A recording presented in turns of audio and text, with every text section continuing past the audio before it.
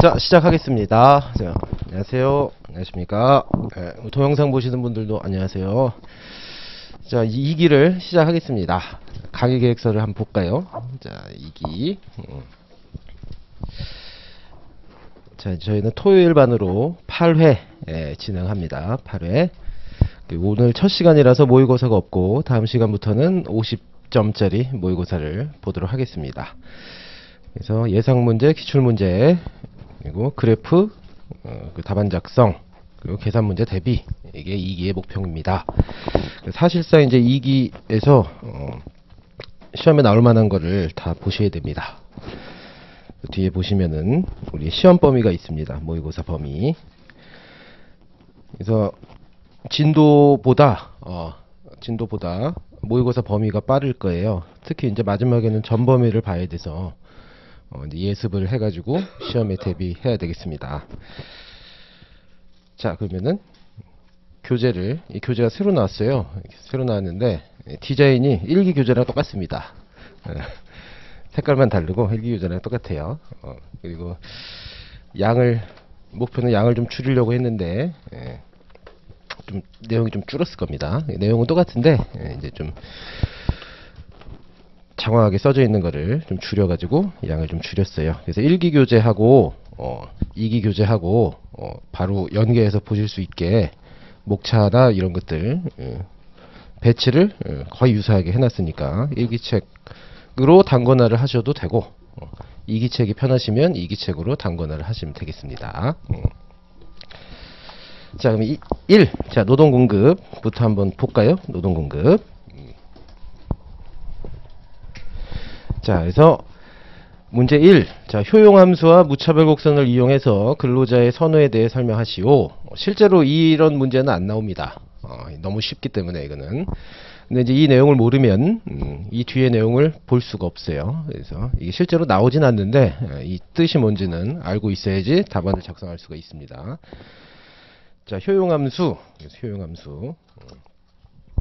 자,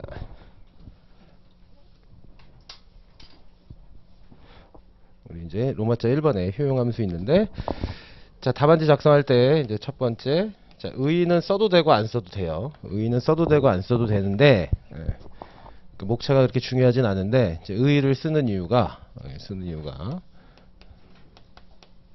자, 문제에서 제시된 거를 정의하는 거거든요. 문제에서 제시된 거. 그래서 의의는 뭐 문제를 한 번 더 쓴다는 의미로 쓰시면 되겠습니다. 정의해서. 그리고 이제 두 번째, 실제로 물어보는 거를 여기서 해야 돼요. 분석하는데, 자, 그래프는 당연히 그려야 되고, 여기에다가 수식이 있으면 수식 쓰면 좋습니다. 식 쓰면 좋아요.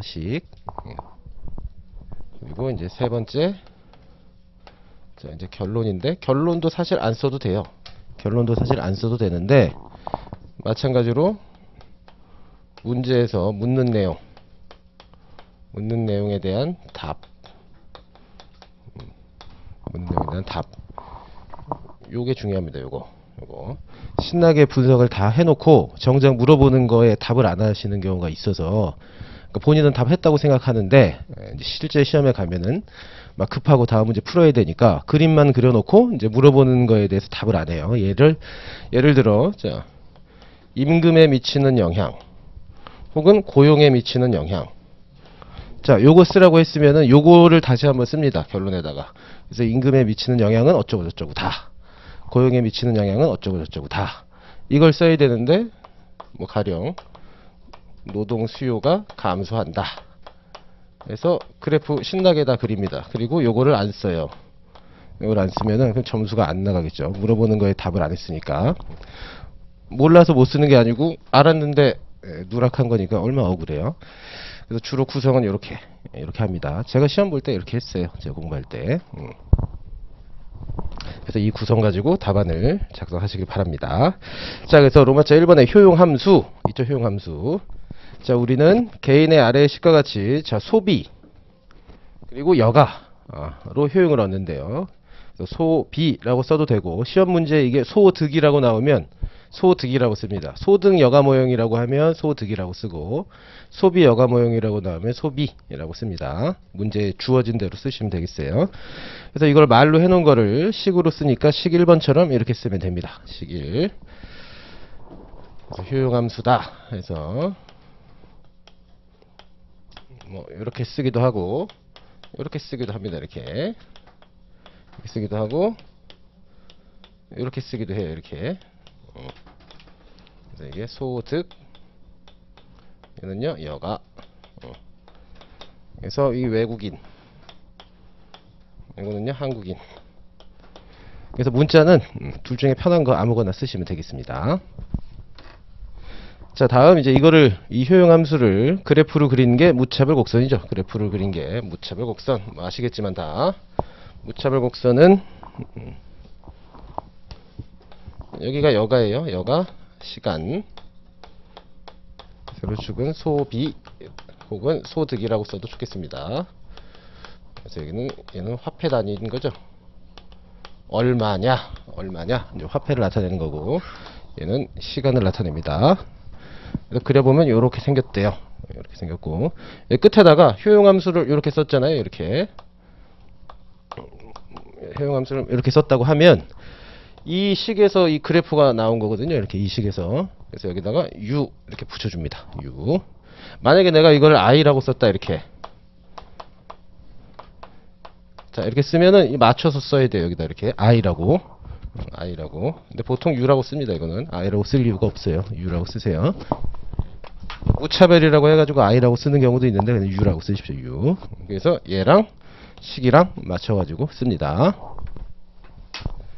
그래서 아시다시피 멀리 떨어질수록 효용은 증가해요. 효용은 커져요. 그래서 얘랑 다르다는 의미로 u0, u1 이렇게 써주면 되겠습니다.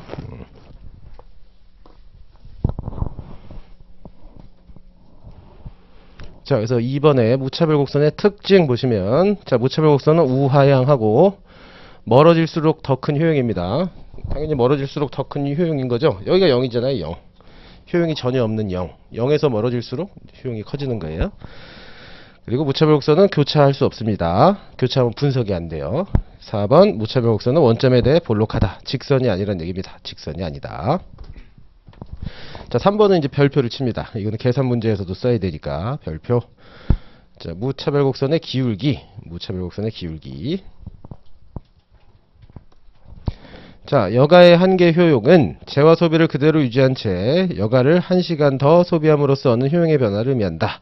그러니까 여가를 하나 더 취했을 때 얼마나 기쁘냐. 그게 여가의 한계 효용.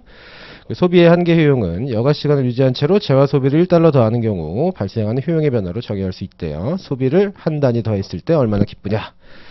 자, 그림의 x, y로 무차별 곡선을 따라 이동함에 따라 무차별 곡선의 기울기는 효용 수준을 그대로 유지한 상태에서, 이거 줄칠까요? 여가를 한 단위 더 하기 위하여 소비를 얼마나 포기할 의향이 있는지를 측정한다. 무차별 곡선의 기울기는 아래 식과 같다. 그래서 결국에는 우리는 요거 볼 거예요. 이렇게 직선과 곡선의 만남. 요거 볼 거거든요. 직선과 곡선의 만남. 근데 얘를 답으로 이제 서술해야 되기 때문에 서술. 말로 풀어서 써야 되거든요. 말로 풀어서 쓰면 기울기가 동일하다 라고 쓸 거예요. 기울기가 동일하다. 그렇기 때문에 무차별 곡선의 기울기가 뭔지를 알고 있어야 됩니다. 무차별 곡선의 기울기. 그래서 무차별 곡선의 기울기는 곡선의 기울기는 가파름 또는 완만함. 그래서 그림 가지고 설명하면 이렇게 얘기하면 돼요. 가파르네요.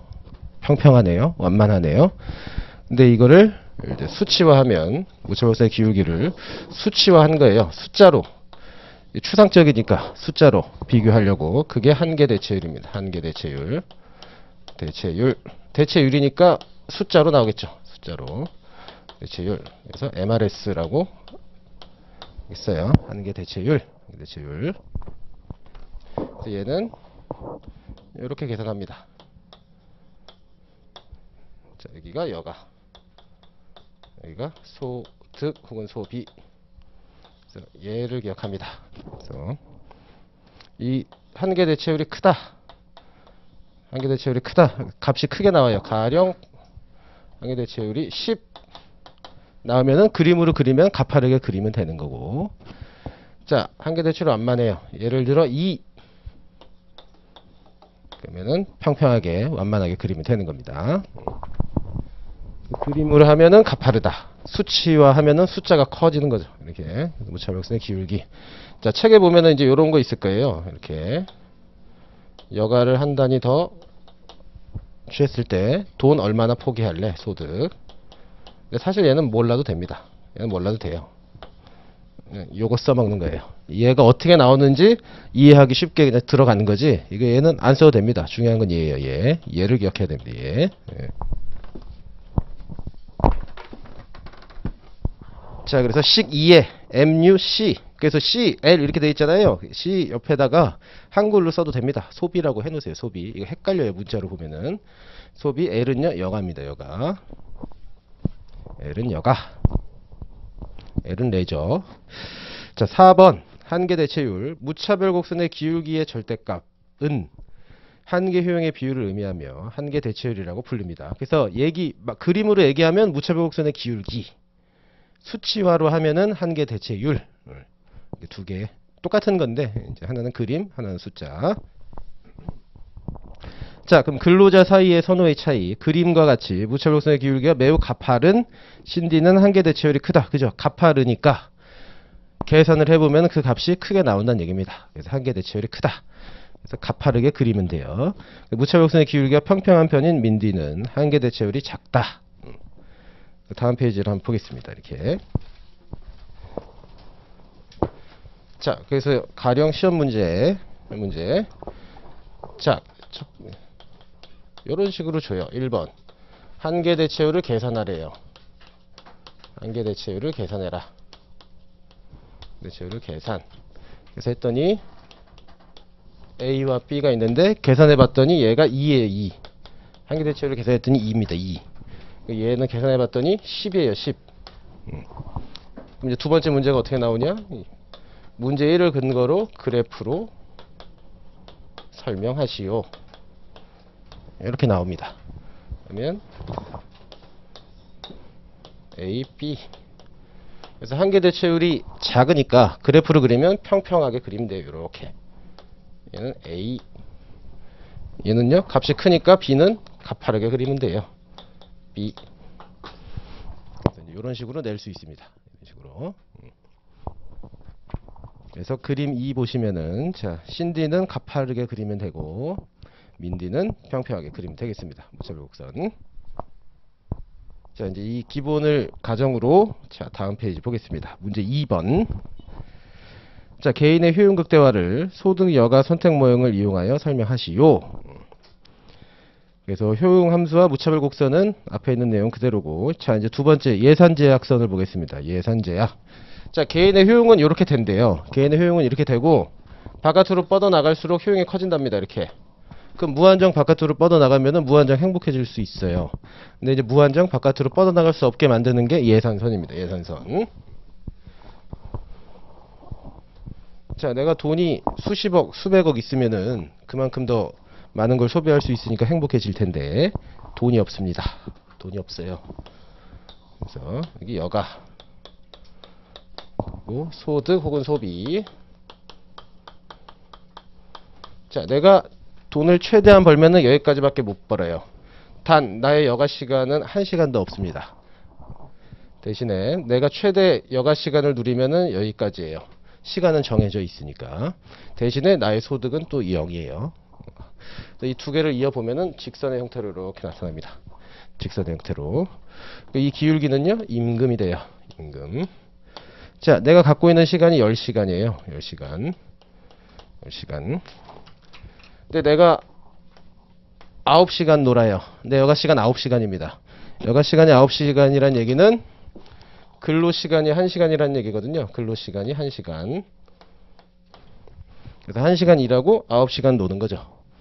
이 선택을 하는 경우에는 자, 내가 1시간 일했으니까 나 1시간 일한 만큼 돈 받아야 될 거 아니에요. 이게 얼마예요? 10,000원. 시급이 10,000원이면 이 10,000원이에요. 10,000원. 자, 그럼 8. 그럼 나는 이번에는 이제 2시간 일했겠죠. 2시간. 그래서 내 근로시간은 이렇게 표시를 합니다. 근로시간은 여기서 출발하는 화살표예요. 근로시간. 자, 그럼 내가 2시간 일했으면은 얼마예요? 20,000원. 그래서 이 예산선의 기울기 얘는 임금이 됩니다. 임금. 왜냐? 세로축에 찍히는 이 소득은 나의 임금하고 정확히 비례하거든요. 나의 임금하고 정확히 비례해요. 그래서 기울기는 임금이고 이렇게 직선의 형태로 취해지는 겁니다. 자, 그럼 1시간도 일 안 하고 여기 있다. 여기. 이게 얼마예요? 그럼 여기는 100,000원. 왜? 10시간 동안 일했을 거니까 시급 10,000원에. 그래서 이게 예산선이 되겠습니다. 여기를 벗어날 수가 없어요. 내가 최대한 100,000원 밖에 못 버는데 여기에 무차별 곡선이 이렇게 있을 수가 없습니다. 이렇게 1,000,000원 버는 행복을 누릴 수는 없어요. 그럼 어디로 가야 되느냐? 자, 무차별 곡선이 여기 있을 수도 있거든요. 이렇게 여기 있을 수도 있는데 굳이 여기에 놓일 이유가 없어요. 더 행복해질 수 있거든요. 어디에? 이 교차하는 지점에서. 그래서 여기가 효용 극대화가 됩니다. 효용이 극대화돼요. 더 나가고 싶지만 나갈 수가 없어요. 예산 제약선을 벗어날 수는 없습니다. 그래서 여기를 보고 균형이라고 해요. 균형. 여기가 균형점이에요. 균형점. 이 균형점에서 효용 극대화가 됩니다. 여기는요. 여기는 균형이라고 하지 않죠. 여기는 균형이라고 하지 않습니다. 여기는. 왜? 균형이 뭐라고요? 이동의 유인이 없는 상태가 균형이에요. 근데 여기는 여기 있을 수도 있고 여기 있을 수도 있어요. 이동의 유인이 있습니다. 여기나 여기나 똑같거든요. 이동의 유인이 있어요. 이런 건 균형이라고 안 합니다. 균형은요, 여기 유일한 점을 균형이라고 하는 거예요. 균형. 이 균형점에서 효용이 극대화가 됩니다. 자, 한번 읽어보죠. 자, 로마자 2번에 1 예산 제약식. 그래서 식 1, 2, 3 이렇게 있고요. 자, 2번 예산선. 자, 다음 페이지 볼까요? 예산선. 자, 이렇게 예산선을 그릴 수가 있습니다. 예산선을. 자, 그래서 예산선을 이렇게 그릴 수도 있고, 자, 만약에 비근로소득이 주어진다. 비근로소득이 주어진다라고 하면, 비근로소득이 주어진다라고 하면 나는 10시간이에요. 10시간. 나 10시간 다 놀아요. 여가시간. 그럼 내 소득은 0이어야 되는데 근로를 전혀 하지 않았음에도 불구하고 소득이 있답니다. 얼마? 500,000원? 그럼 여기. 여기서 이제 비로소 이렇게 되는 거죠. 비근로소득을 받고 그리고 임금만큼 내 추가적인 소득을 누릴 수가 있게 되는 거예요. 그래서 나의 총소득은 비근로소득에다가 근로소득이 됩니다. 근로소득. 비근로소득에다가 근로소득. 그거를 그림으로 나타내는 거예요. 비근로소득과 근로소득. 자, 그럼 이제 앞으로 다시 오겠습니다. 앞으로 식 1. 식 1에 자, C가 뭐라고요? C가 총소득이에요. 총소득. C가 총소득입니다. 총소득. WH는요. 이게 근로소득이에요. WH가 근로소득. W가 임금 곱하기 H는요. 근로시간이니까 이게 근로시간입니다. V는요. 이게 비근로소득이에요. 비근로소득. 그래서 우리가 지금 그림으로 나타낸 걸 식으로 표시하면 이렇게 표시할 수 있다. 이거예요. 자, 그럼 다시 이제 뒤로 오셔가지고 로마자 3번 효용극대화 한번 보겠습니다. 효용극대화. 자, 근로자는 무조건 효용극대화 한다고 생각하면 됩니다. 무조건 효용극대화 한다고 생각하면 돼요. 또 효용극대화를 알아야 되겠습니다. 효용극대화. 그래서 앞에 그래프 보시면은 P점 보시죠. 그림 2에 P점 여기가 효용극대화가 되고 효용은요 U 스타가 되겠습니다. 효용은 U 스타 효용극대화가 된다.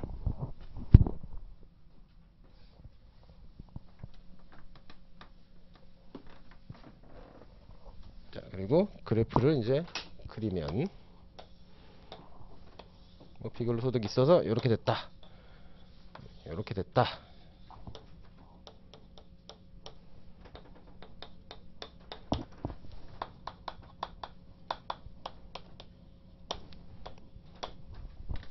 자, 그래서 그래프 그릴 때는 자, t 총 시간 t 여기 주로 t라고 써요. t 쓰고 그리고 여기다 이제 문자 아무거나 써도 됩니다. a, b, c, d, e 다 써도 되는데 자, 만약에 내가 여가 시간을 a로 하기로 했어요. 그러면 이 문자는 중복되면 안 됩니다. 그래서 여기도 a 쓰고 여기도 a 쓸 수가 없어요. 그래서 문자는 아무거나 쓰셔도 되는데 중복되지만 않게 쓰세요. 중복되지만 않게. 자, 그럼 b라고 써도 됩니다. b d 이렇게 써도 되고. 그래서 c는 이제 또 앞에 소득으로 썼으니까 겹치지 않게.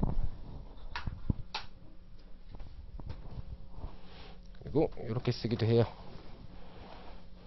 아예 A, B, C, D 이렇게 안 가고 P, Q, R 이렇게 갑니다. 그래서 Q, R 그리고 여기를 P로 줘요. 균형점을 P로 주고 이렇게 쓰기도 해요. 이게 이제 외국인 방식이에요. 외국인은 P로 출발하고 한국인은 A부터 출발합니다. 아무거나 써도 상관없어요. 근데 여기는 항상 써줘야 됩니다. 여기 자, P점에서 효용이 극대화된다 라고 서술을 해야 되니까 균형점에는 반드시 문자를 써야 됩니다. 균형점에는. 그리고 빠지면 안 되는 게 습관적으로 그냥 이거 쓰세요. 이렇게 습관적으로 임금 그래프에다가 예선서는 임금과 정확히 비례하니까.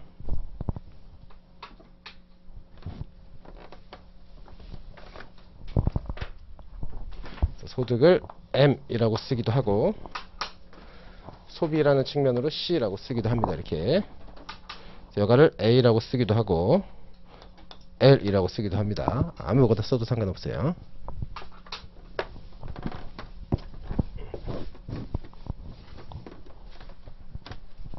자, 그럼 2번 볼게요. 이제 2번. 자, 여기가 이제 여기서 효용 극대화가 된대요. 이 P점에서 효용 극대화가 되는데 이 뭐라고요? 이게 기울기가 동일해요. 기울기가 동일합니다. 그게 무슨 말이냐? 자, 여기는 균형이 아니라고 했어요. 여기 균형이 아니라고 했는데 자, 예산선은 지금 요 수준의 기울기예요. 이 가파름이 이 정도입니다. 근데 여기에서 이 무차별곡선의 기울기는요. 좀 삐져나갔잖아요. 이렇게 가파르게. 그래서 기울기가 달라요. 여기도 마찬가지. 얘는 이렇게 하얀 선은 이렇게 가파른데 여기는 얘는 평평해요. 노란 선은.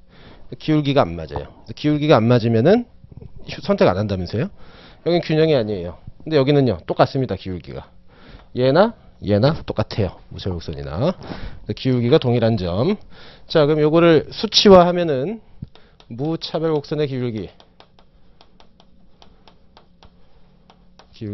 기울기가 똑같대요. 예산선의 기울기.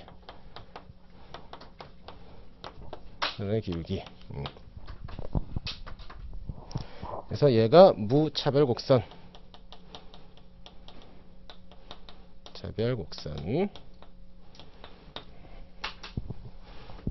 그리고 얘가 예산선.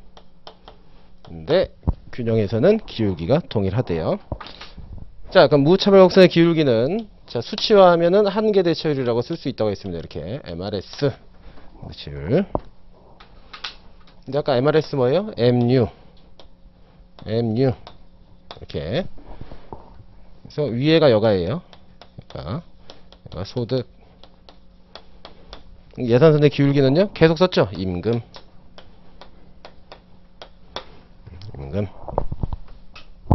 그래서 계산 문제로 나오면 어떻게 나온다? 자, 이 효용 극대화되는 어쩌고저쩌고를 계산하시오 이렇게 나오면 일단 이 식 써놓고 출발하면 됩니다. 이거 식 써놓고 출발하면 돼요.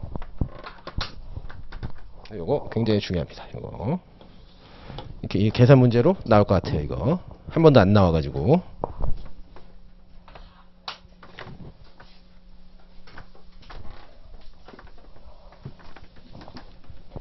자, 그래서 여러분들은 식4를 기억하면 되겠습니다. 식4 MUC 이게 뭐라고 해요? 이게 소득 혹은 소비.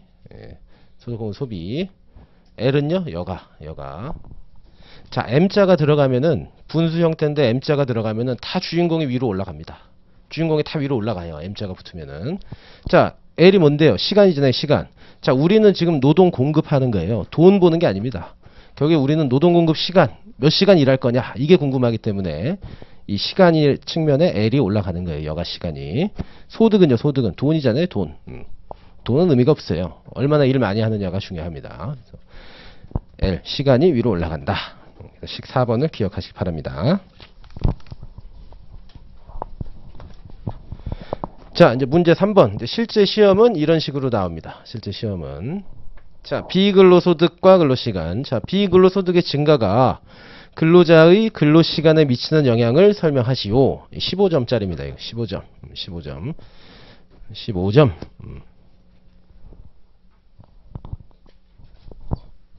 자, 비근로소득의 증가가 근로자의 근로시간에 미치는 영향을 설명하시오. 이거는 이제 그냥 언제든 나올 수 있는 문제라고 생각하시면 됩니다. 언제든 나올 수 있는 문제. 그래서 1번. 자, 노동 공급과 관련한 다음 물음에 답하시오.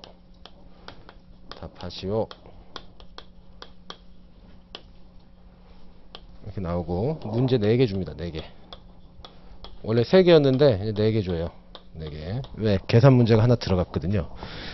자, 그래서 여기 그래서 보통 10점 줘요. 계산 문제입니다. 계산. 나머지는 이제 다 그래프 문제예요. 그래프. 이렇게. 자, 그래서 1번에 얘 15점 줘요. 15점. 그리고 얘 15점. 얘 10점. 그래서 합이 50점. 자, 이렇게 50점을 구성해야 되는데 이 50점 구성하기가 굉장히 힘듭니다. 50점 구성하기가. 그래서 10점 혹은 15점 얘 또는 10점으로 줄 수도 있어요. 이건 10점과 15점은 차이가 없다고 보면 됩니다. 10점짜리 문제나 15점짜리 문제는 차이가 없는 거예요. 그냥 그날 교수님 컨디션이에요. 10점 주고 싶으면 10점, 15점 주고 싶으면 15점. 같은 문제인데 15점으로 내는 경우가 있고 10점으로 내는 경우가 있어요. 10점, 15점은 똑같습니다. 똑같다고 보면 됩니다. 자, 그럼 이 두 개를 채우는데 항상 쓰는 게 지금 보는 거 비근로소득. 하나가 단시간 근로. 이건 중요해서 내는 게 아니라 딱 문제 구성하기가 좋아요. 그래서 여러 번 나왔고, 그래서 여러분들이 못 쓸 거라고 생각해서 출제하는 게 아닙니다. 맞추라고 주는 겁니다. 이거는 맞추라고. 그래서 답은 비근로소득이 증가하면 근로시간은 줄어든다. 요거. 자, 단시간 근로기회가 늘어나면 근로시간은 늘어난다.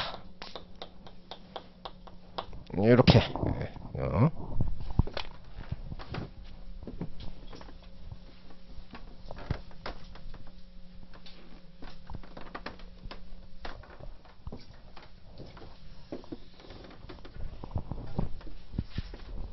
자, 그럼 비근로소득의 증가를 한번 볼게요. 자, 처음에 초기 조건, 초기 조건이라고 안 써도 됩니다. 그냥 의라고 써도 돼요. 의라고 써도 되고. 그래서 초기 조건 최초의 효용 극대화점을 자, 여기에 있었다라고 이제 출발하는 거예요. 여기에 근로자는 효용 극대화를 추구하고 여기에 있었다. 초기 조건. 자, 두 번째. 이 분석이죠. 여기 이게 중요한 거죠. 분석. 자, 분석은 두 개로 쪼개서 봅니다. 자, 여가가 정상제인 경우, 그리고 여가가 열등제인 경우. 열등제. 이 두 경우로 구분해서 보는 거예요. 두 경우로.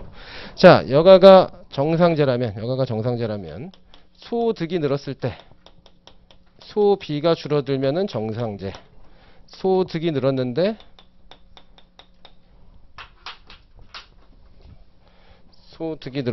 소비가 늘어나면 정상제.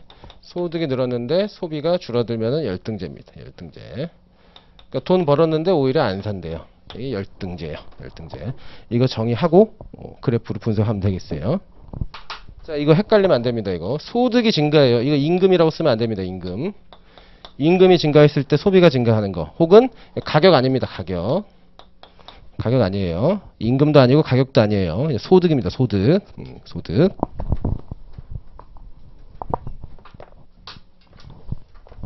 그래서 임금이라고 이렇게 쓰고 나중에 이 시험 문제 나왔을 때 실제로 물어보시는 분이 이제 임금으로 잘못 쓰는 거예요. 임금이 증가했을 때 소비가 늘어나는 게 정상제다. 그래서 물어봅니다. 저한테. 임금으로 쓰면 안 되나요? 안 돼요. 안 됩니다.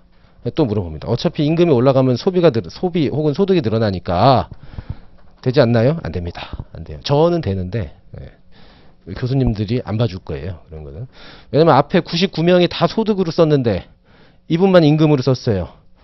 근데 임금이 올라가면 어차피 소득 늘어나니까 맞는 걸로 할까요? 이런 말을 어떻게 하겠습니까? 다른 교수님들과. 그냥 점수 안 주는 거예요. 그런 거는. 그래서 답안지를 많이 쓰고 차별해서 쓰는 것도 좋은데 이 기본이 안 맞으면은 아무리 많이 써도 점수 안 줍니다. 어떻게 느껴지냐면 아 이분 몰라가지고 이것저것 막 갖다 붙였구나 이렇게 생각이 돼요. 답안지를 보면 노동 공급에 있는 거 다 갖다 붙였구나 하나라도 걸려라 하고 그런 인식이 보여져요. 그렇게 되고 마지막 문제 3번 문제에 가면은 날림으로 씁니다. 또 시간이 없으니까 앞에서 너무 많이 써가지고 근데 아는데 날림으로 쓴 것 같아요. 그래프를 보면. 근데 설명이 없으면 또 점수를 줄 수가 없거든요. 그래서 시간 배분 잘 하시고 기본을 잘 써야 돼요. 기본이 틀리면은 나머지 아무리 많이 써도 점수 안 나갑니다. 그래서 여가가 정상제, 여가 열등제. 자, 그래서 그려보면 소비가 늘어난대요. 근데 자, 비근로소득이 늘었답니다. 비근로소득이 증가했을 때 어떻게 되냐요? 비근로소득이 증가했을 때 어떻게 되냐요? 자, 그러면 여가 소비가 늘어난다 라고 쓰면 되고 여가 소비가 줄어든다 라고 쓰면 됩니다. 자, 그럼 그려보면 이렇게 있다가 자, 예산선이 이렇게 되겠죠? 평행하게 그려야 돼요. 임금엔 변화가 없으니까. 그래서 여가가 정상제라면 여기 있다가 여기다 그리면 되죠. 이렇게 이쪽으로 이렇게 옵니다. 이쪽으로. 그래서 여가가 늘었어요. 여가 늘었잖아요. 이렇게 여가라면서요. 여가가 증가해요. 여가 시간이 이렇게 증가해요. 여가 시간이. 반대로 열등제면은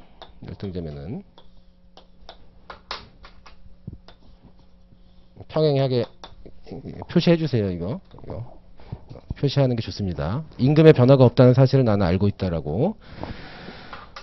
그래서 원래 여기였는데 여기로 가는 거죠. 이렇게. 그래서 이때는 여가 시간이 줄었어요. 0에 가까워집니다. 0에 가까워져요. 여가. 자, 이렇게 그리면 되죠. 이렇게. 자, 그러면은 자, 세 번째 이제 결론. 그래서 결론을 꼭 써야 돼요. 결론을. 자, 결론은 뭐라고요? 시험 문제를 다시 쓰는 거예요. 시험 문제 뭔데요? 근로 시간에 미치는 영향이죠. 여가 시간이 아닙니다. 여가 시간이. 근데 여가가 증가하고 감소한다. 이렇게 하면은 틀린 거예요. 그러면 답 안 쓴 겁니다. 이렇게 되면. 그래서 웬만하면 결론을 쓰라고 하는 거예요. 그래서 결국에는 여가가 정상제일 때는 여가 시간이 늘어난다면서 이렇게. 그러면 그만큼 근로 시간은 줄어든다. 그래서 근로 시간은 감소한다. 이렇게 쓰고 여가가 열등제면 여가 소비가 감소하니까 근로 시간은 늘어나겠네요. 이렇게. 근로 시간은 늘어난다.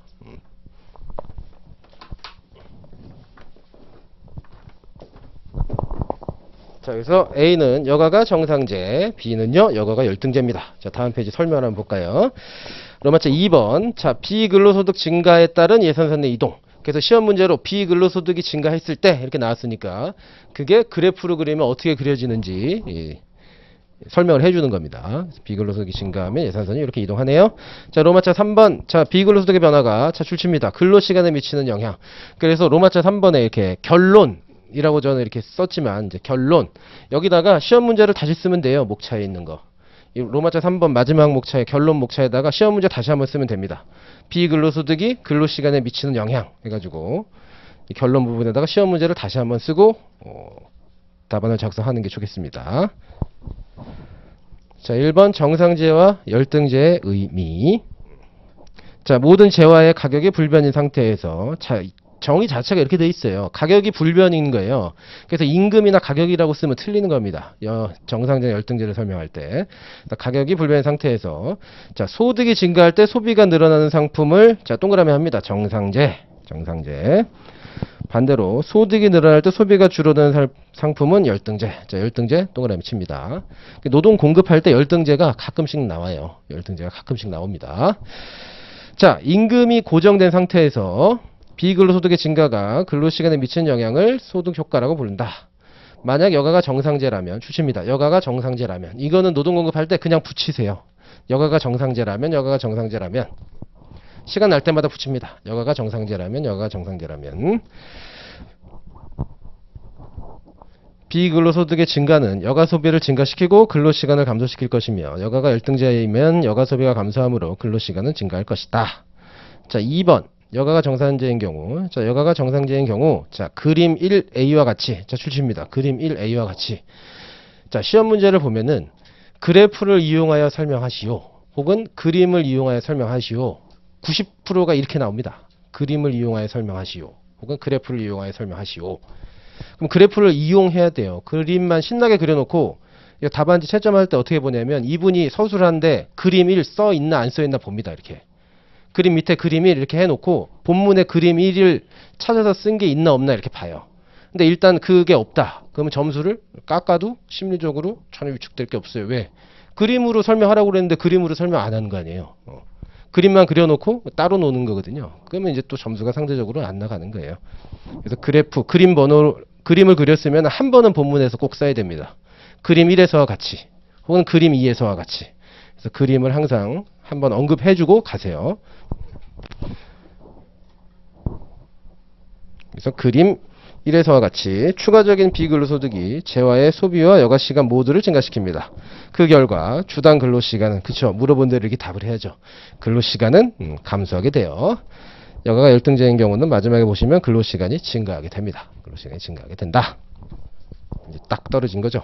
결론을 잘 써야 됩니다. 그래서 결론을 의의는 써도 되고 안 써도 돼요. 의의는 써도 되고 안 써도 되는데 결론은 웬만하면 쓰세요. 결론은 그 의의는 모르시면은 그냥 쓰지 마세요. 그 의의가 제일 고민되거든요. 쓸 게 없는데 쓰려고 하시니까. 네, 그런 분들이 있어요. 로마자 1, 2, 3 해가지고 꼭 의의에 강박관념을 가지시는 분이 있습니다. 의의나 서. 뭘 그렇게 쓰시려고 시작하실 때. 네, 쓸 게 없어요. 쓸 게. 그래서 이렇게 목차에 너무 강박관념을 갖지 않으셔도 됩니다. 사실 저는 목차를 중요하다고 생각 안 하는 사람인데, 이제 항상 답안에 채점할 때 결론에다가 결론 부분에서 물어보는 거 답 안 쓰시는 분들이 많아가지고 마음이 아파서 웬만하면 쓰시라는 거예요. 웬만하면 그 로마자로 목차를 꼭 써야 되나요? 아니요, 로마자로 안 써도 돼요. 로마자로 안 써도 됩니다. 그냥 아라비아 숫자 1, 2, 3 이렇게 해도 되고 그 로마자로 꼭 쓰지 않아도 됩니다. 그 노동경제학 기본서 보면은 로마자 거의 없어요. 다 아라비아 숫자로 씁니다. 그 목차도 별로 없어요. 이 저자분들이 목차를 중요하게 여기지 않기 때문에 우리도 뭐 그래 강박관념 갖고 쓸 필요는 없다. 하지만 결론은 실수하지 않게 쓰셔라 라는 겁니다. 자, 다음 문제 4. 자, 얘는 비근로소득의 친구입니다. 비근로소득이 한번 나오면은 그 다음번에는 단시간 근로기회가 나와요. 이렇게 한 번씩 번갈아 가면서 나와요. 자, 그러면은 비근로소득 단시간 근로기회 얘 한번 볼게요. 단시간 근로가 확대되면 근로시간 어떻게 되는가? 자, 문제 한번 읽어볼까요? 자, 단시간 근로기회 확대가 근로시간에 미치는 영향을 설명하시오 라고 되어 있네요. 자, 그래서 요건데, 자, 시험 문제 보실 때 항상 이거 잘 봐야 돼요. 얘를 항상 얘를 잘 봐야 돼요. 이게 어느 파트에서 나오는 거냐? 가령 이제 차별은 노동 공급에도 있고 차별 파트가 아예 따로 있거든요. 근데 차별에 관한 다음 물음에 답하시오 했는데 노동 공급에 있는 거 그리면은 점수 안 나옵니다. 점수 안 나와요. 그래서 어느 파트인지를 반드시 확인하세요. 주로 노동 공급 아니면 노동 수요예요. 50점짜리는. 노동 공급 아니면 노동 수요인데 그래도 항상 이게 어느 파트에서 나오는 거냐? 잘 보셔야 되겠습니다. 네, 노동 공급 파트네요. 자, 단시간 근로기회라고 하기도 하고 파트타임 근로 확대가 근로시간에 미치는 영향을 설명하시오. 그래서 다 똑같이 나왔습니다. 지금까지.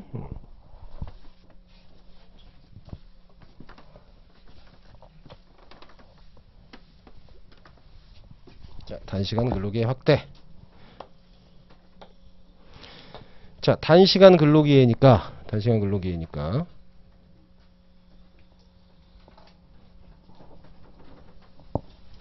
자, 저는 자, 만약에 비근로소득이 있다면 이렇게, 비근로소득이 없다고 그려도 상관없습니다. 근데 있다고 그려 놓으면 여가 소득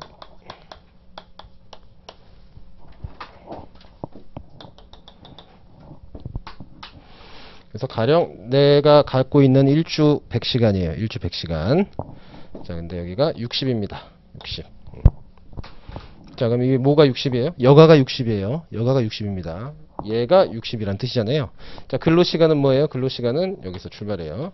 근로시간은 40시간이에요.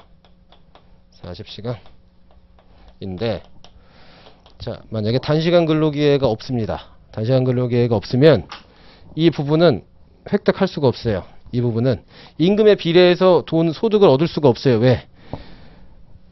근로시간이 40시간 미만이면은 일자리를 제공하지 않는다고 가정하재요.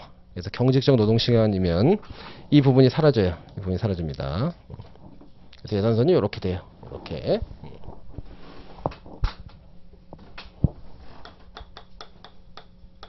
그래서 경직적 노동시장 40시간 이상을 강제해요. 40시간 이상을 강제한다. 경직적 노동시간 시장. 자, 이 반대가 이제 파트타임.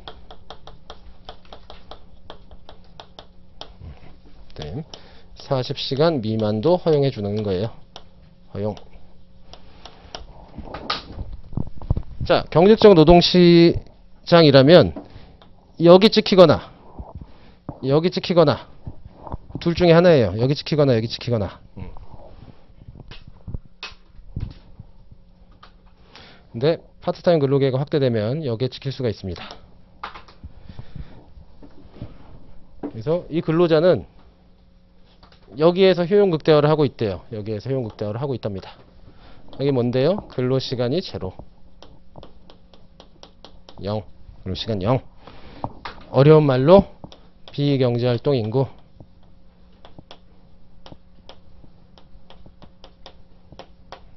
비경제활동 인구.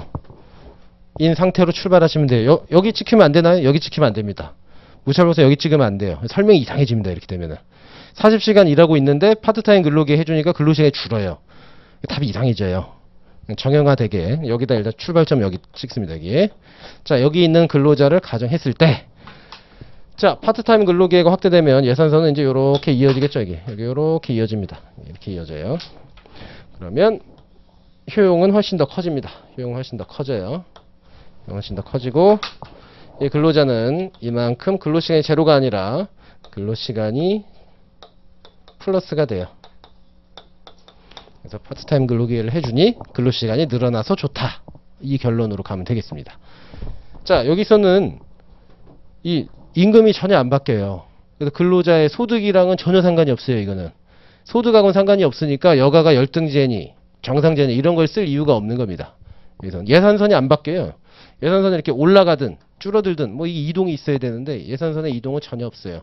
시간만 바뀐 거기 때문에 열등제 혹은 정상제를 언급할 필요가 없습니다. 그래서 만약에 이 헷갈려가지고 여가가 정상제인 경우 이거 쓰는 순간 이 사람이 헷갈렸구나 이거 점수 이제 깎겠죠. 이렇게 되면. 그래서 파트타임 근로기회 확대 혹은 단시간 근로기회 확대입니다. 자, 그래프 보시면 이렇게 돼 있는데 이게 그래프가 그리기가 조금 까다롭습니다. 이게. 그래서 이거 한번 꼭 똑같이 그려보셔야 돼요. 현출해 보시기 바랍니다. 그래서 단시간 근로기회. 그래서 2번 효용극대화 다음 페이지 12페이지 효용극대화. 자, 노동시간을 자유롭게 선택할 수 있었다면 경제활동에 참가했을 것이나 노동시간이 40시간으로 제약되면 U1의 수준, 효용 수준으로 비경제활동 인구가 됩니다. 자, 다음 결론이네요. 신축적 노동시장 단시간 근로기회 확대. 문제 그대로 다시 쓰는 거예요.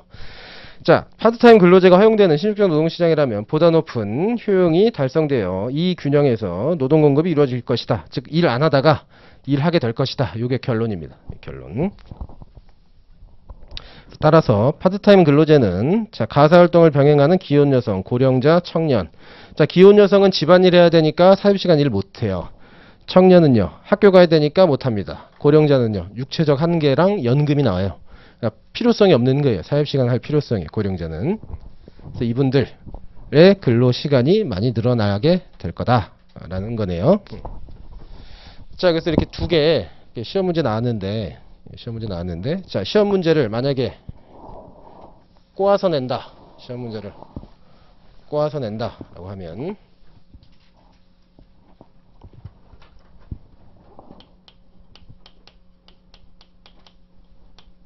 자, 비근로소득이 감소했대요. 감소. 자, 단시간 근로기회가 축소됐답니다. 축소. 자, 요것도 풀 수 있어야 되죠. 이것도 풀 수 있어야 됩니다. 반대로 나와도. 자, 비근로소득이 감소했답니다. 그럼 얘는요, 여가가 정상제, 그리고 여가가 열등제.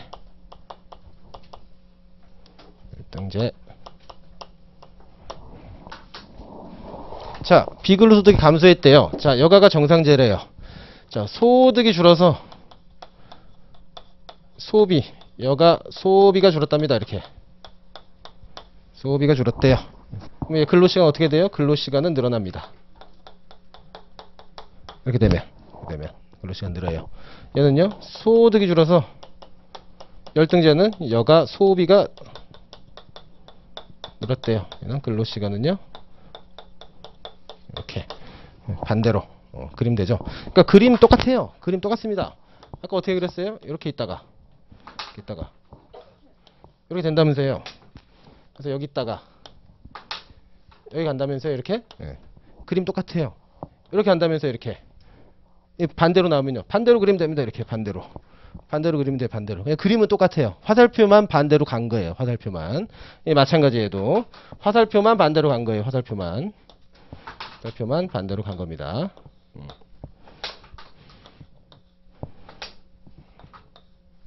자, 원래 이렇게 갔다가 반대로 온 거죠. 이렇게.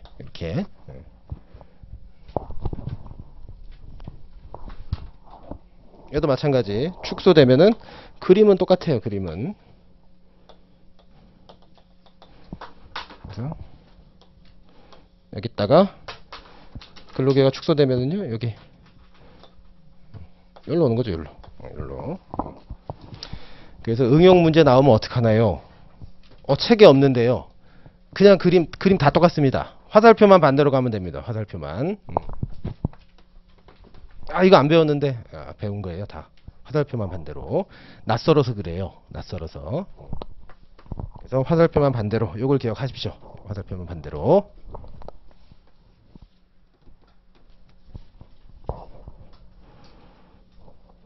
이제 시험 끝나고 학생분들이 연락 왔을 때 가장 마음이 아픈 말이, 그거 알았는데 왜 안 썼어요? 알았으면 써야지.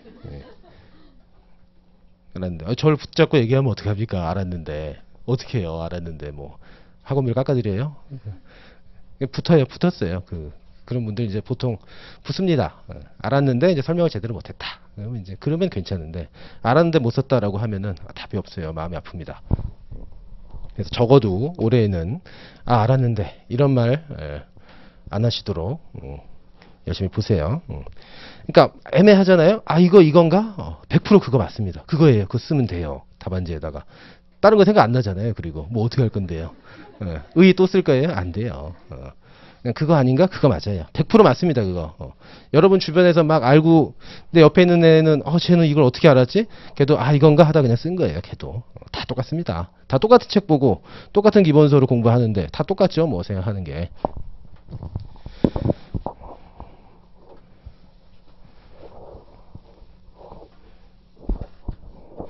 자, 다음. 자, 대체 효과와 소득 효과. 이것만 보고 쉽게요. 5번. 자, 시험 문제 봅니다. 실제 시험에 이제 이런 식으로 나와요. 자, 임금 상승에 따른 노동 공급 시간의 변화를 대체 효과와 소득 효과로 구분하여 설명하고, 이를 근거로 노동 공급 곡선을 도출하시오. 이거는 이제 20점에서 25점짜리입니다. 이거는.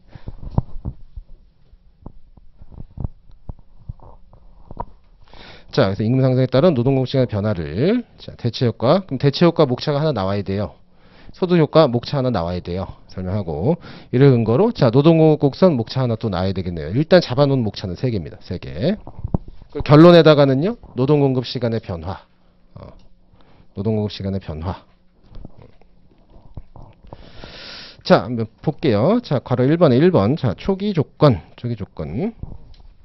자, 처음에 총 이용 가능 시간을 T라고 한다. 임금이 W1이고 비근로소득은 없다고 가정할게요. 비근로소득 없다고 가정하고 그리는 게 좀 편합니다. 자, 그림 1에서 한 개인의 효용극 대화는 이 원에서 이루어지고 총 이용 가능 시간을 여가시간, 노동시간에 배분한대요. 그래서 총 이용 가능 시간이 있는데 여가시간 아니면 노동시간에 배분합니다. 자, 임금 상승에 따른 노동공급의 변화. 자, 1번 대체효과 나왔군요. 대체효과. 자, 임금이 상승하면 여가의 가격이 상대적으로 비싸진다. 이거 출치입니다. 임금이 상승하면 여가의 가격이 상대적으로 비싸진다. 자, 임금 상승하고 뭐가 똑같대요? 여가의 가격하고 똑같대요. 임금은요, 여가의 가격인 거예요. 그래서 임금은 여가의 가격입니다. 시험 문제에서 이제 좀 어렵게 낸다라고 하면 임금 상승 이렇게 주면 되는데 여가의 가격 변화가 뭐 이런 식으로 내요. 여가의 가격 변화가. 그거 그냥 임금이에요, 임금. 임금입니다, 임금. 여가의 가격은 임금이에요, 임금. 그러니까 임금 여가의 가격이지 뭐 하고 이렇게 넘어갔다가 여가의 가격 이제 머릿속으로 이제 막 생각하다 보면은 헷갈려요. 근데 임금은 여가의 가격 똑같다 라고 생각하세요. 여가의 가격은 임금입니다, 임금.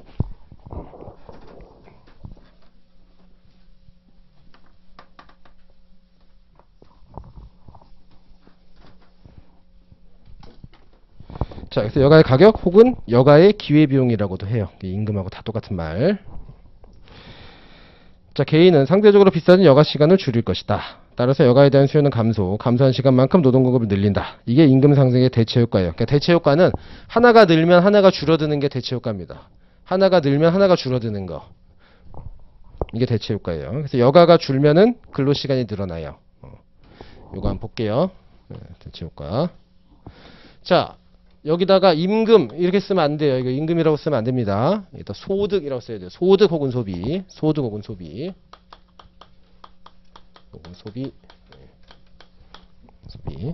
여기는요, 여가. 그래서 시험 문제에 대체 효과와 소득 효과를 이용하여 설명하시오. 이렇게 나오잖아요. 대체 효과, 소득 효과를 이용하여 설명하시오. 이렇게 낼 수도 있고, 이거 똑같은 말이 소득 여가 모형으로 설명하시오. 똑같은 거예요. 똑같은 거. 똑같습니다. 대체 효과, 소득 효과로 설명하시오라는 얘기는 소득 여가 모형으로 설명하라는 얘기하고 똑같아요. 다시 다른 말로 하면 소득 여가 모형으로 설명하시오라는 얘기는 대체 효과, 소득 효과로 설명하라는 얘기하고 똑같은 겁니다. 자, 요렇게 있습니다. 이렇게. 자, 내 임금은 W0. 예를 들어 5,000원이었어요. 5,000원. 내 임금은 5,000원. 총 이용 가능 시간 T 가령 100시간 일주 100시간. 자, 근데 임금이 상승했답니다. 임금이 상승했다고 내 여가 시간이 내 시간이 늘어나진 않거든요. 여기에요. 대신에 내가 벌 수 있는 소득은 요렇게 늘었어요. 이렇게 늘고 임금이 늘었다는 취지로 이렇게 씁니다. 10,000원으로 늘었대요. 가령 임금이 늘었대요. 자, 그럼 대체 효과를 그립니다. 대체 효과. 대체 효과는 소득 효과를 먼저 그려도 돼요. 먼저 그려도 되는데 소득 효과를 먼저 그리면은 헷갈려요, 좀. 그림이 좀 어렵습니다. 소득 효과를 먼저 그리면은 조금 어려워요. 그러니까 대체 효과가 먼저 생기고 소득 효과가 나중에 생기나요? 아니면은 소득 효과가 먼저 생기고 대체 효과가 나중에 생기나요? 순서가 없어요. 그러니까 동시에 생기는 거예요, 동시에. 동시에 생기는 건데 근데 우리는 이제 순서대로 답안을 작성해야 되니까 대체 효과를 먼저 설명하는 게 편해서 대체 효과를 먼저 하는 겁니다. 자, 대체 효과 뭐예요? 원래 선에다가 바뀐 거 평행하게 하나 그리고 기울기는 평행하니까 이거예요. 10,000원의 기울기를 그리는 거예요. 10,000원의 기울기를 그리고 여기에 A점, 최초점 A점 그리고 여기에다가 B점 그래서 무차별 곡선을 이렇게 그리면 되겠습니다. 이렇게 U0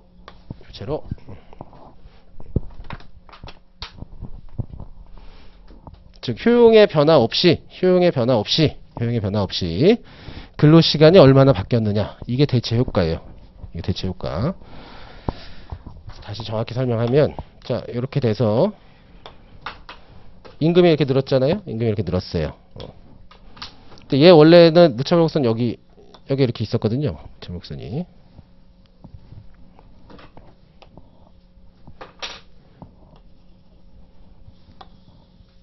점역선이 이렇게 있어요. 점역선이 이렇게 있어요.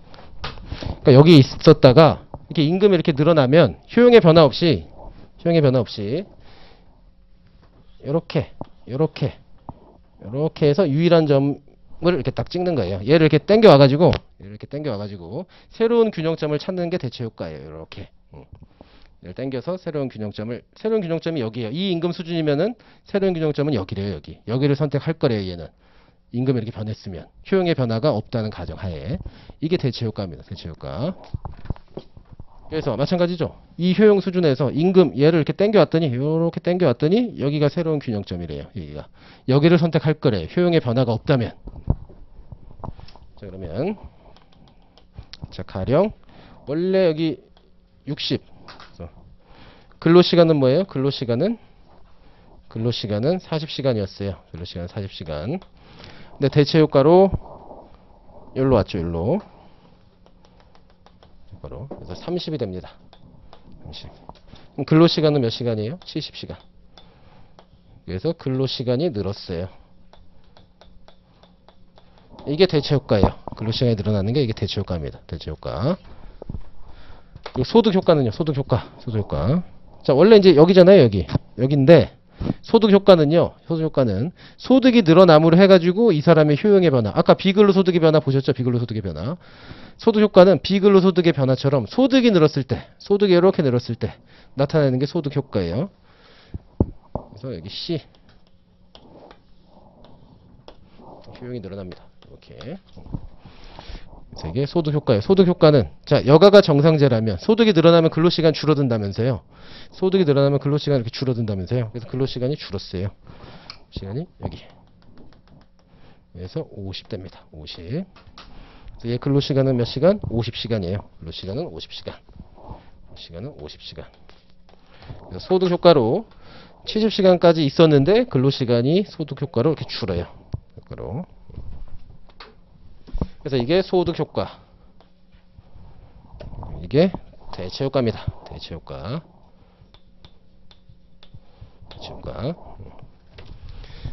그래서 이 근로자한테는 대체 효과와 소득 효과가 모두 발생합니다. 대체 효과와 소득 효과가 모두 발생해요. 그래서 임금이 상승했을 때 대체 효과와 소득 효과가 동시에 발생하는데 대체 효과는 자, 상대적으로 비싸진 여가. 임금은 여가의 가격이라면서요. 그러니까 상대적으로 비싸진 여가를 줄이고 근로시간을 늘려요. 자, 요게 대체 효과입니다. 이게 대체 효과. 소득 효과는 아까 보셨다시피 자, 소득이 늘었을 때 자, 정상제 여가는 늘어난다면서요. 이렇게. 그럼 근로시간은 줄어요. 이렇게. 그래서 어떤 게 클지 모릅니다. 어떤 게 클지 몰라요. 자, 소득 효과가 여기까지 왔는데 소득 효과가 여기까지도 올 수 있어요. 여기까지. 쭉 근로시간을 빼고 여가를 늘릴 수도 있어요. 어떻게 될지는 몰라요. 그래서 가정하는 거예요. 그래서 대체 효과가 소득 효과보다 크다면 근로시간은 늘겠죠. 결국에는 늘 거예요. 소득 효과가 대체 효과보다 크다면 근로시간은 줄 거예요. 결국에는 줄 거예요. 이렇게. 근데 일반적인 경우에는 이렇답니다. 일반적인 경우에는 대체 효과가 크대요. 일반적인 경우. 근데 고소득이면은 돈 많이 버시는 분들이면은 소득 효과가 크답니다. 소득 효과가 크대요. 통계상 그렇대요. 왜 그런지는 몰라요. 근데 통계상 그렇대요. 소득 효과. 그래서 여기는 일반적인 경우를 나타내고 있는 겁니다. 일반적인 경우를. 그래서 대체 효과로 이만큼, 소득 효과로 이만큼 왔는데 결론적으로 이렇게 된 거잖아요. 이렇게. 결론적으로 이렇게 된 거죠. 결론적으로 근로시간이 40시간에서 50시간으로 결론적으로 늘어난 거예요. 결론적으로는. 그래서 임금이 상승하니까 결론적으로는 근로시간이 늘었습니다. 자, 다음 페이지. 2번 볼게요. 소득 효과. 괄호 1번의 의. 자, 임금 상승이 개인의 소득을 증대시켜서 여가를 더 소비하게 하는 효과를 소득 효과라고 한답니다. 임금 상승의 소득 효과는 여가 시간을 늘리고 노동 공급을 줄이는 거래요. 자, 소득 효과의 측정, 이제 그림 설명하는 거고. 자, 다음 3번 총 효과, 즉 대체 효과와 소득 효과의 합. 자, 임금 상승이 여가에 미치는 총 효과는 대체 효과와 소득 효과의 합계이다. 만약 대체 효과가 소득 효과보다 크다면 임금이 W3로 올랐을 때 효용 극대화 E3에서 이루어지고 총 이용 가능 시간은 그리고 총 이용 가능 시간은 OA3만큼 여가와 A3T만큼 노동에 분배한다. 자, 로마자 3번 봅니다. 임금 상승에 따른 노동 공급 시간의 변화. 자, 균형점에 담긴 정보를 가로축에 노동시간, 세로축에 임금을 놓은 그림으로 옮긴 것이 노동 공급 곡선이랍니다. 자, 그래서 이거는 얘는 소득 여가 모형이고 노동 공급 곡선은 세로축의 소득이 아니에요. 임금입니다. 임금.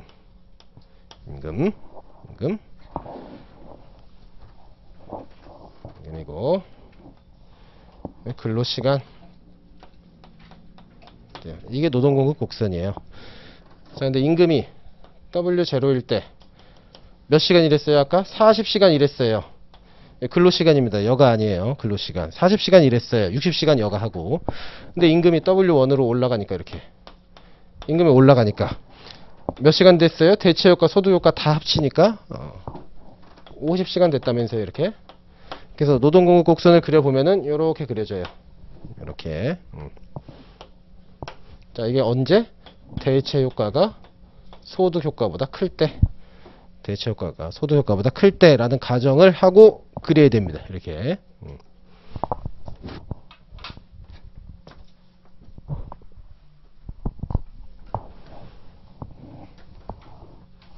자, 그러면 소득효과가 크면요. 소득효과가 대체효과보다 크면 처음에 몇 시간이었어요? 40시간. 소득효과가 크면 근로시간이 줄어들 거니까 30시간으로 줄어들 거예요. 이렇게 될 겁니다. 이렇게. 소득효과가 크면 이렇게. 그래서 얘는 우상향, 얘는 우하향.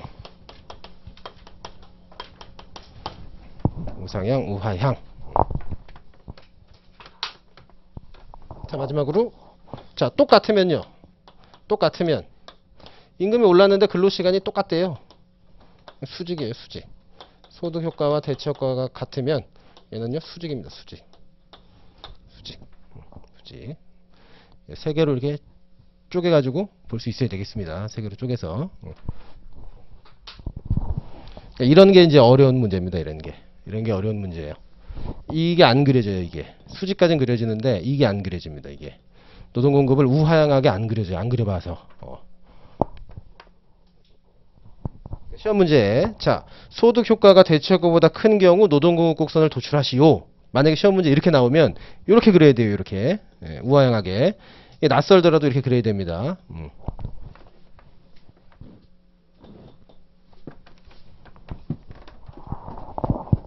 자, 박스 한번 볼까요? 박스. 자, 소득 효과가 대체 효과를 압도하는 경우에는 소득과 압도하는 경우 노동공급 곡선은 우하향 하게 된대요. 우상향이 아니고 우하향 하게 된답니다. 자, 그리고 2번. 자, 여가가 열등제인 경우.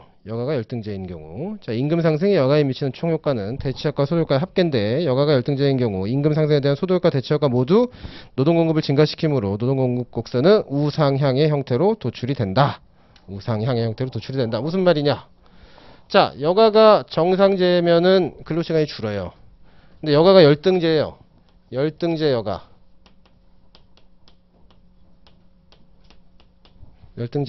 그러면 소득이 늘었으니까 열등제 여가는요 줄어요. 그럼 근로시간은 무조건 늘어납니다. 무조건 늘어나요. 근로시간은. 그러니까 근로시간을 줄일 요인이 전혀 없어요. 이때는. 임금 늘어나면은 근로시간은 계속 늘어나는 거예요. 여가 열등제면. 얘도 근로시간 늘려주지. 얘도 늘려주지. 그래서 노동공급 곡선을 그리면 무조건 이렇게 생겼어요. 무조건 우상향합니다. 무조건. 임금 늘어나면 근로시간은 무조건 늘어난다는 의미예요.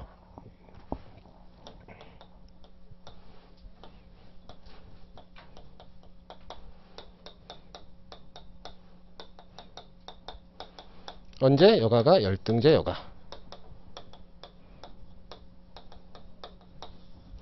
그래서 답은 시험 문제 여가가 열등제인 경우 노동공급 곡선을 도출하시오라고 하면 우상향 노동공급 곡선이 도출된다. 이게 답입니다. 우상향 노동공급 곡선이 도출된다. 이게 답이에요. 자, 여기 보시면 여가가 정상제면은 근로시간이 이렇게 늘어날 수도 있고 소득효과 때문에 줄어들 수도 있어요. 이렇게 그러니까 어떻게 될지 몰라요. 어떻게 생겼는지. 대부분 일반적인 경우에는 이렇게 생겨서 이제 이렇게 그리는데 이렇게도 나올 수 있는 겁니다. 근데 여가가 열등제라면은 그냥 무조건 우상향한다. 그래서 박스에 있는 거 여가가 열등제일 때 그 별표 쳐놓으십시오. 그 시험에 나온 겁니다. 여가 열등제.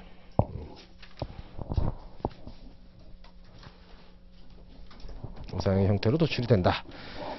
자, 괄호 2번 여기까지만 보고 쉬죠. 임금 상승이 개별 근로자의 노동공급 시간을 감소시키는 자 줄칩니다. 후반굴절 노동공급 곡선 줄칩니다. 후반굴절 노동공급 곡선에 대해 설명하시오.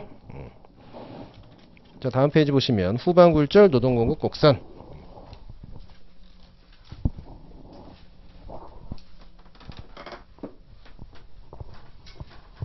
자, 말씀드린 대로 임금이 올라갔을 때 근로시간이 늘어날 수도 있고 여가가 정상제라면 줄어들 수도 있어요. 소득 효과로.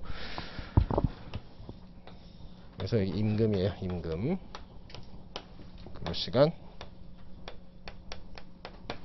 자, 임금이 늘어나면 늘어날수록 근로시간도 늘어납니다. 요렇게. 임금이 늘어나면 늘어날수록 근로시간도 늘어나요. 근데 고소득층의 경우 임금이 이렇게 높은 경우에는 근로시간이 늘어나다가 오히려 근로시간이 줄어든대요. 이렇게. 오히려 근로시간이 줄어든대요. 이렇게. 오히려 근로시간이 줄어든답니다. 그래서 이 경우는 소득 효과가 대체 효과보다 큰 경우예요. 그러니까 아까 우상향 한다고 그랬잖아요. 우상향. 걔 갖다 붙인 거예요. 이렇게 위에다가. 임금 높은 사람들이 이렇게 생겼대요. 그래서 갖다 붙인 거예요. 여기다. 얘는요, 대체 효과가 소득 효과보다 큰 겁니다. 그래서 이거를 자, 이쪽으로 가는 게 전방이에요. 이게 전방. 이 0에 가까운 게 후방이거든요. 뒤쪽. 그래서 잘 가다가 고소득층의 경우 임금이 더 올라가면 오히려 근로시간이 줄어든답니다. 이렇게. 오히려 근로시간이 줄어든대요. 그래서 보면 자, 임금이 5,000원이었어요. 이때 30시간이래요. 임금이 5,000원일 때 30시간이래요. 근데 임금이 10,000원 됐어요. 그랬더니 40시간이래요. 이렇게. 임금이 15,000원 됐어요. 50시간이래요. 자, 이렇게 와요. 임금이 늘어났을 때. 근데 이제 15,000원을 넘어서서 임금이 고소득층입니다. 20,000원 돼요. 20,000원 되면 50시간 가다가 자 50,000원 되면 오히려 근로시간이 줄어들어요. 35시간으로. 오히려 근로시간이 줄어든대요. 더 할 줄 알았는데 오히려 근로시간이 줄어든답니다. 왜? 돈이 많으니까 여행 다니고 싶은 거예요. 소득 효과가 엄청나게 큰 겁니다. 소득이 늘어나가지고 정상적인 여가 소비를 엄청나게 늘린대요. 고소득층의 경우에는. 그래서 이렇게 후반굴절 된다. 이거 기억합니다. 꺾이는 곳은 소득 효과가 크다. 여기는 대체 효과가 크다.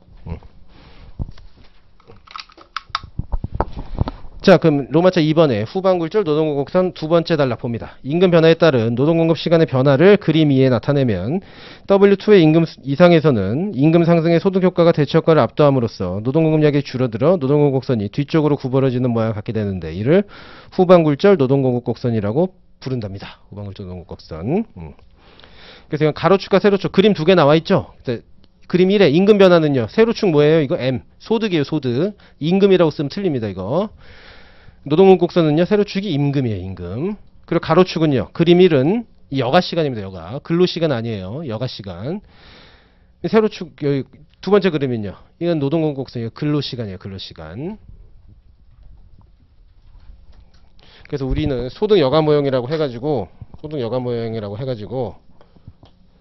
자, 여가 해서 이렇게 보잖아요. 이렇게 여가. 근데 우리가 궁금한 건 여가가 아니거든요. 근로시간이거든요. 근로시간. 그래서 부득이 근로시간을 놓고 이렇게 쓰는 거예요. 근로시간을 놓고 임금 놓고 이제 이렇게 분석하는 겁니다. 이렇게 이거 나오고 여가로 분석하니까. 아니 그럼 이거 근로시간으로 그냥 놓고 분석하면 되지 않느냐? 이걸 근로시간으로 놓으면요, 이렇게 근로시간으로 놓으면은 그래프가 이상해져요. 그래프가 요거 정확히 반대로 갑니다. 요렇게. 예. 분석이 안 돼요. 이렇게 되면은 근로시간 놓고 이거 소득을 이렇게 놓잖아요. 이렇게 놓으면은 분석이 안 돼요. 분석을 할 수가 없어요.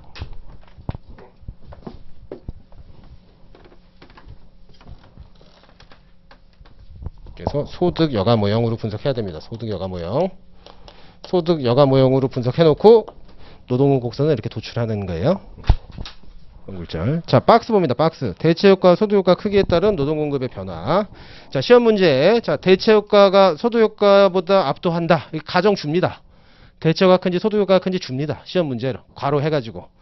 자, 대체효과 소득효과보다 크면, 자, 노동공 곡선의 기울기를 보시면은 끝에 우상향 하는 거예요. 우상향. 위로 이렇게 올라갑니다. 우상향. 자, 시험 문제 대체효과보다 소득효과가 크다. 이렇게 나오면 우하향이에요. 우하향. 이걸 기억합니다. 우하향. 얘는 요거. 그래서 얘를 올라가는 거에다 딱 위에다 갖다 붙인 거예요. 우하향. 왜? 이거 고소득층만 이렇대요. 그래서 돈 많이 버는 위쪽에다 딱 갖다 붙인 거예요. 우하향. 대체효과 소득효과가 똑같다. 그러면 수직으로 도출이 됩니다. 수직으로.